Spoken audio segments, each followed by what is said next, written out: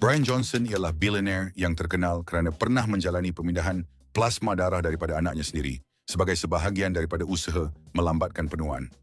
Dia membelanjakan kira-kira $2 juta setahun untuk projek Blueprint, mengupah doktor terbaik dan menjalani puluhan ujian kesihatan setiap hari. Namun akhirnya, dia tetap tewas kepada sistem imunnya sendiri. Johnson disahkan menghidap penyakit yang selama bertahun-tahun tidak dapat dikesan, walaupun dia menjalani salah satu program pemantauan kesihatan paling menyeluruh di dunia. Lebih daripada 30 doktor pakar dan pakar umur panjang memantau kesihatannya setiap hari. Tubuhnya sentiasa dipantau dengan pelbagai sensor dan seluruh kehidupannya mengikut protokol yang sangat ketat. Dalam kalangan doktor, mereka bergurau bahawa Brian hampir mustahil menghidap walaupun selesema ringan tanpa disedari.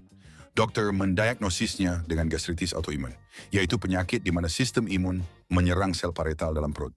Sel-sel ini menghasilkan asid hidroklorik dan faktor intrinsik Castle, sejenis protein yang diperlukan untuk penyerapan vitamin B12. Akibatnya, badan menjadi semakin sukar menyerap zat besi dan vitamin B12. Bahagian paling berbahaya penyakit ini ialah ia boleh berkembang selama bertahun-tahun tanpa menunjukkan gejala yang jelas.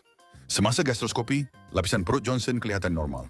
Diagnosis hanya dapat dipastikan selepas biopsi dan ujian darah yang mengesan antibodi khusus. Menurut Brian sendiri, ketika berusia 21 tahun, dia telah didiagnosis dengan penyakit autoimun pada kelenjar tiroid.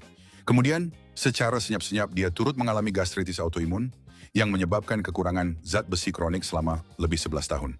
Walaupun menjalani diet khas, mengambil suplemen dan melakukan pemeriksaan berkala, paras zat besinya kekal rendah. Paras hemoglobinnya pula masih normal untuk tempoh yang lama, menyebabkan punca sebenar sukar dikenal pasti. Tanpa rawatan, gastritis autoimun boleh menyebabkan kekurangan vitamin B12 dan zat besi, anemia, serta meningkatkan risiko kanser perut. Pada masa ini, penyakit ini masih belum dapat disembuhkan sepenuhnya. Rawatan biasanya tertumpu kepada penggantian vitamin B12 dan zat besi serta pemantauan berkala. Namun Johnson mahu melangkah lebih jauh. Beliau berkata bahawa dia akan menganalisis berjuta-juta sel imun miliknya untuk mengenal pasti sel mana yang menyerang perutnya. Dan pada masa hadapan membangunkan terapi yang hanya mematikan sel-sel tersebut tanpa menekan keseluruhan sistem imun.